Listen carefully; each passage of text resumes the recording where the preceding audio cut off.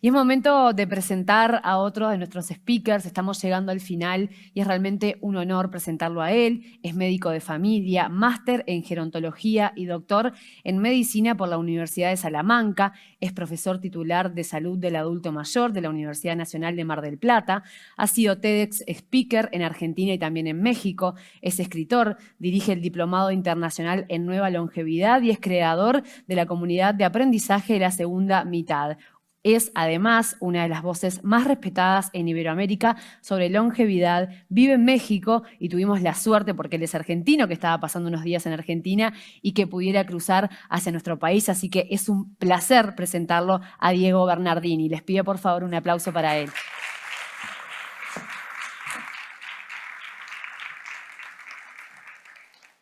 Buenas noches, ¿qué tal?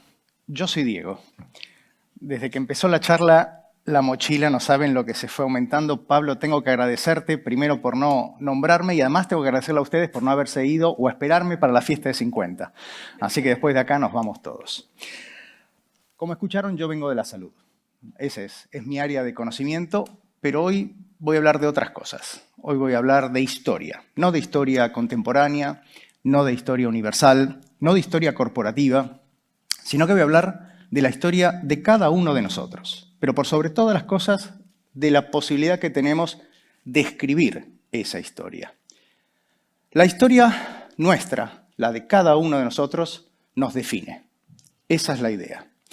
Y nos define con las cosas buenas, con las no tan buenas, con las pérdidas, con las ganancias, y de alguna manera es lo que nosotros contamos cuando nos presentamos. De hecho, conocer a otra persona es conocer su historia.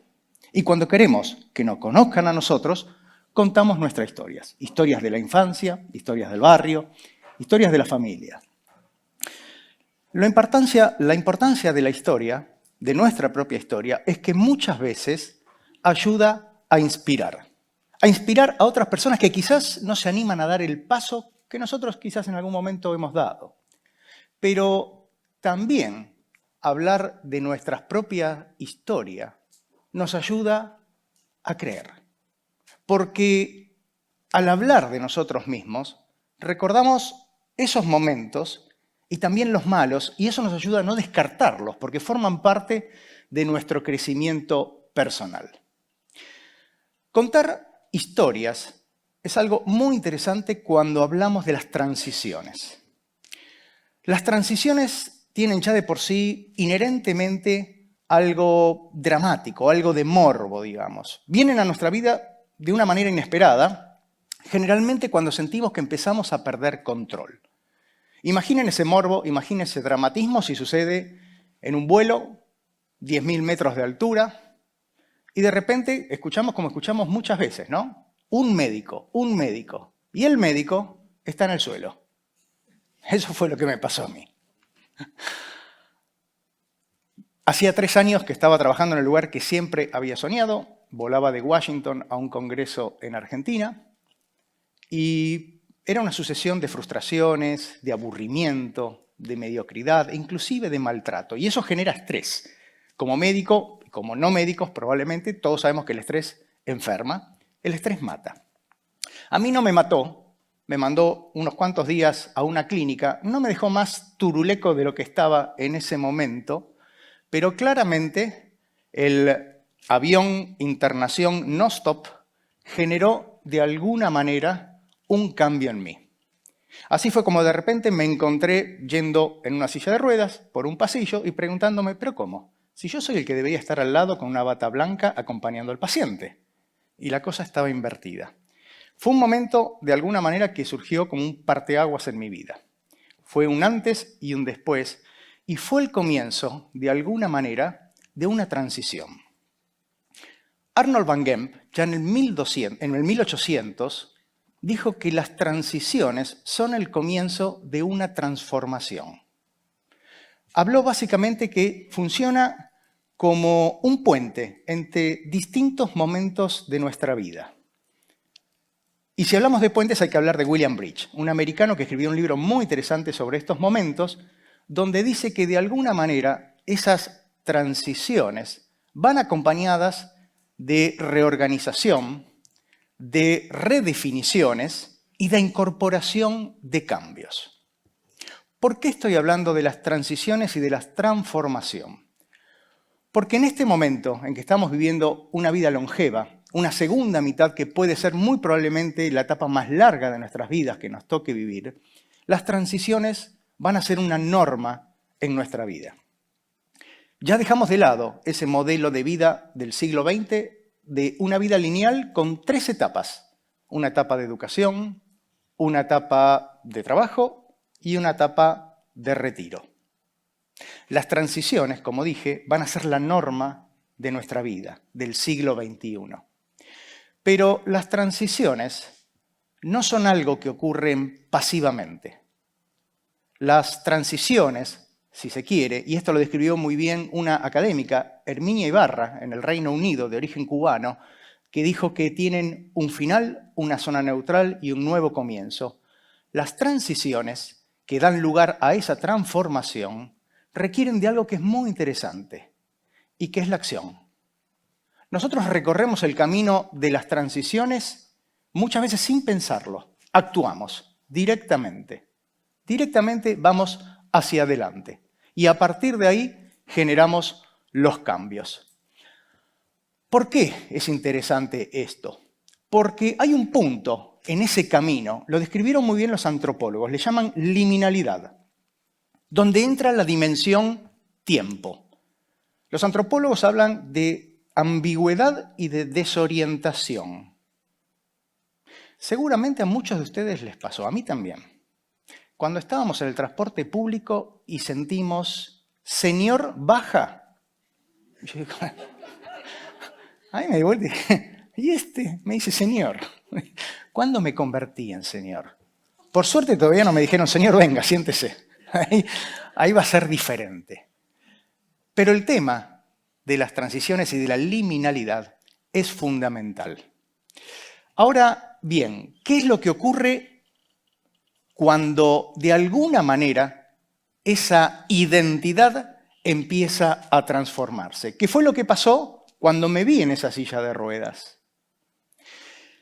El entender que había algo que estaba cambiando en mí fue lo que me llevó, de alguna manera, a dejar ese trabajo que venía haciendo hace 3 años. Y ahí me di cuenta que tenía algo muy importante en mí. Lo describieron Scott y Grayton, 2 académicos de la London School of Economics, y hablaron de valores intangibles. Yo en ese momento me di cuenta que tenía lo que ellos llamaron valores productivos. Tenía estudios, tenía experiencia, que de alguna manera me habilitaban en ese camino. En un camino donde dejamos la seguridad del pasado, porque estamos rompiendo parte de esa seguridad del pasado, y no conocemos el éxito que podría venir en el futuro. También me di cuenta que tenía valor vital, que era mi salud que se estaba recuperando y que por suerte no dejó secuelas. Los médicos le llamamos accidente cerebrovascular isquémico. Eso fue lo que yo tuve arriba de ese avión. Así que tenía activos productivos, tenía activos vitales y tenía un activo que todos nosotros tenemos y que muchas veces no le damos importancia, que son los activos transformacionales, que son nuestras capacidades de poder asimilar y de poder entender la importancia de ese cambio para seguir avanzando y desarrollándonos. Y esto es importante porque conocernos a nosotros mismos le da coherencia y, como decía hace un momento, crea identidad. Después de eso, lo que muchos de ustedes conocen, otros quizás no. Me puse a escribir libros, me puse a dar charlas TED, produje podcasts, asumí responsabilidades en la docencia y de alguna manera también me convertí en la voz de muchos que piensan como yo y no tienen la posibilidad de decirlos, que es entender que por el hecho de ser mayores no tenemos que perder derechos. Tenemos que celebrar una vida larga, porque una vida longeva nos permite oportunidad, nos permite más oportunidades de ser felices, más oportunidades de realizarnos, más oportunidades de soñar. Y eso, creo yo, se debe celebrar.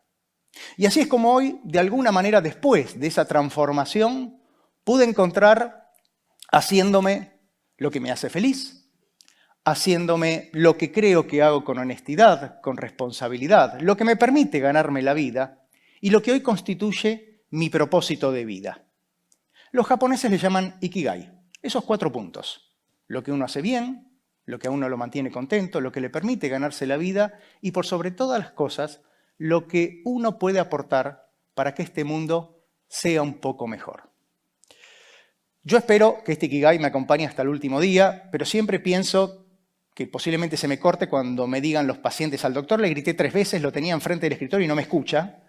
O cuando mis estudiantes me digan: el profe nos repitió 4 veces la misma idea en la misma clase. Ahí será momento de dar un paso al costado, ubicuidad. ¿De acuerdo?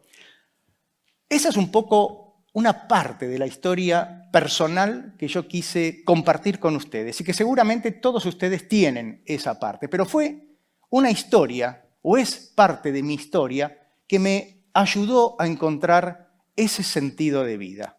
Porque el sentido de vida tiene que ver con adaptar nuestra propia historia a la realidad.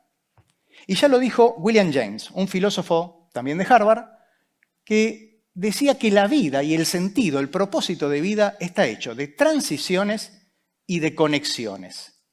Por eso ahora te voy a preguntar a vos, a vos que estás allá en el fondo o a vos que nos estás mirando desde Washington, desde Guayaquil, desde México o desde Buenos Aires. ¿Cuál es tu historia? Gracias.